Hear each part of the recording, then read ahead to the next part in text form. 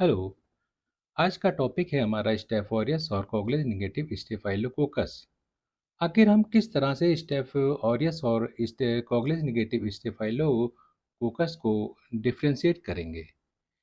तो सबसे पहले आता है कि ब्लड अगार, उस पे जो कॉलोनी की मॉर्फोलॉजी होगी, उस कॉलोनी की मॉर्फोलॉजी के अकॉर्डिंग हम उसकी पहले ग्राम स्टेनिंग करेंगे।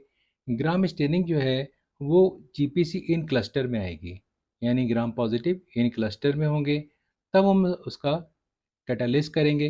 कैटालिस पॉजिटिव आएगा, और कैटालिस जब पॉजिटिव आएगा तो इट मीन्स कि ये जीनस स्टेफाइलोकोकस है। अब जीनस स्टेफाइलोकोकस है, उसके बाद उसका हम सेलेक्ट कोगलिस टेस्ट करेंगे। सेलेक्ट कोगलिस अगर पॉजिटिव आता है तो स्टेफ ऑरियस होगा, और अगर नेगेटिव आता है तो कोगलिस निगेटिव स्टेफाइलोकोकस होगा।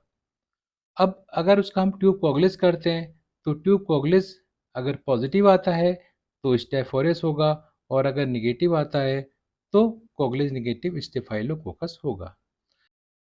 कॉन्स की 4 स्पीसीज होती हैं: staph lugdunensis, staph haemolyticus, staph saprophyticus, staph epidermidis.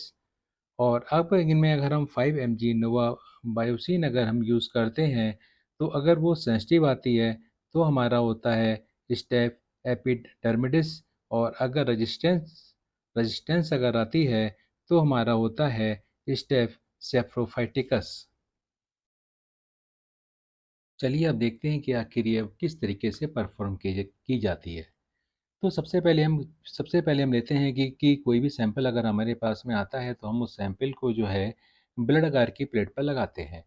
Blood अगार की प्लेट पे लगाने के बाद में हम उसे 14 या 16 आवर्स या ओवरनाइट के लिए हम 37 डिग्री इंक्यूबेशन में रख देते हैं। नेक्स्ट डे जब हम देखते हैं कि उस पर कॉलोनी की मॉर्फोलॉजी आ जाती है।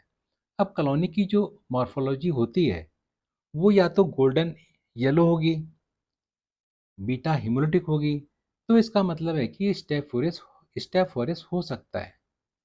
अब वहीं अगर इसकी कॉलोनी वाइट होगी या ग्रे होगी या नॉन हिमोलिटिक होगी तो इट मीन्स कि ये जो है कॉग्लिज निगेटिव स्टेफाइलोकोकस हो सकता है।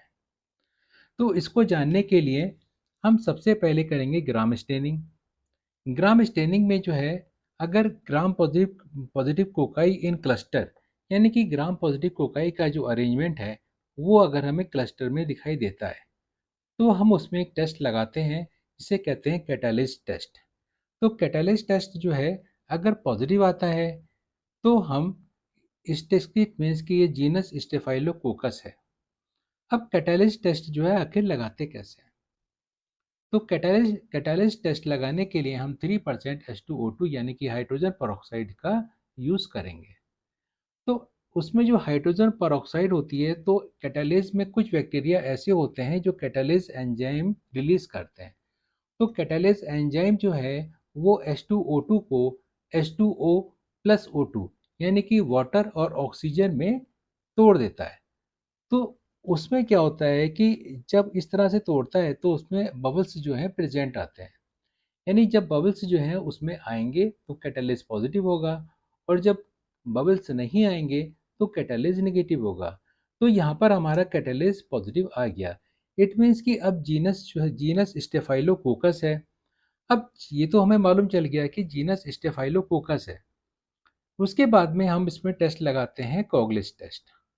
अब कॉग्लिस टेस्ट जो होता है वो दो टाइप्स के होते हैं। एक तो होता है स्लाइड कॉग्लिस, और एक होता है ट्यूब कॉग्लिस। अब स्लाइड कॉग्लिस टेस्ट जब हम लगाते हैं तो स्लाइड टेस्ट कॉग्लिस अगर पॉजिटिव अगर आता है तो इट मीन्स कि वो स्टेफोरिस होगा, और अगर स्लाइड कॉग्लिस टेस्ट अगर निगेटिव आता है तो इट मीन्स कि ये कॉग्लिस निगेटिव स्टेफाइलोकोकस होगा, कि यानी कि कौन सा होगा। अब स्लाइड कॉग्लिस में हम क्या करते हैं कि अ, हम जो है जो बैक्टीरिया की कॉलोनी होती है उन बैक्टीरिया की कॉलोनी को हम नॉर्मल सलाइन में या डिस्टिल वाटर में जो है इमल्सिफाई करते हैं, उसका एक सस्पेंसर बनाते हैं, और उसमें हम प्लाज्मा को एक दो ड्रॉप प्लाज्मा को हम ऐड करते हैं। उसे हम रोटेट करते हैं। रोटेट करने पे अगर 15 से 20 सेकंड के अंदर अगर हमारी क्लम्पिंग हो जाती है तो इट मीन्स कि स्लाइड कोगुलेज पॉजिटिव है, और अगर क्लम्पिंग नहीं होती है तो स्लाइड कोगुलेज निगेटिव है। तो इस तरीके से हम स्लाइड कोगुलेज देखते हैं कि स्लाइड कोगुलेज पॉजिटिव है या निगेटिव है। उसके बाद हम लगाते हैं ट्यूब कोगुलेज। जो ट्यूब कोगुलेज लगाते हैं, तो ट्यूब कोगुलेज अगर पॉजिटिव आता है तो स्टेफ ऑरियस होता है, और अगर हमारा ट्यूब कोगुलेज नेगेटिव आता है तो कोगुलेज नेगेटिव स्टेफाइलोकोकस होता है। अब इसमें भी कोगुलेज नेगेटिव स्टेफाइलोकोकस में भी हमारी 4 स्पीसीज आती हैं, जिनमें से कि अगर हम 5 मिलीग्राम नोवा बायोसिन अगर हम सेंसिटिविटी में यूज़ करते हैं, तो अगर हमारी नोवा बायोसिन अगर सेंसिटिव अगर आती है तो इट मीन्स कि हमारा स्टेफ एपिडर्मिडिस होगा, और अगर हमारी नोवा बायोसिन रेजिस्टेंट आती है तो इसका मतलब हुआ कि हमारा स्टेफ सेप्रोफाइटिकस होगा। तो इस तरह से हमारा जो है ये क्लियर हो जाता है कि ये जो ग्राम पॉजिटिव कोकाई है जो हमें क्लस्टर के अरेंजमेंट में दिखाई दे रहे हैं, वो स्टेफ ऑरियस है या कोगुलेज नेगेटिव स्टेफाइलोकोकस है। तो इस तरीके से इसका आइडेंटिफिकेशन होता है कि ये स्टेफ ऑरियस है या कोगुलेज नेगेटिव स्टेफाइलोकोकस है।